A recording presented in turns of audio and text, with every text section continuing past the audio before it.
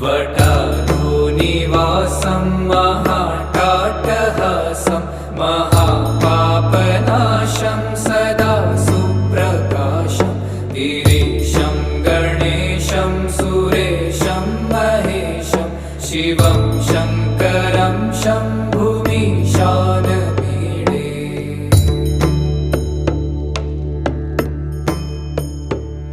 गिरीन्द्रात्मजा संगृहीतार्धदेहं गिरौ संस्थितं सर्वदा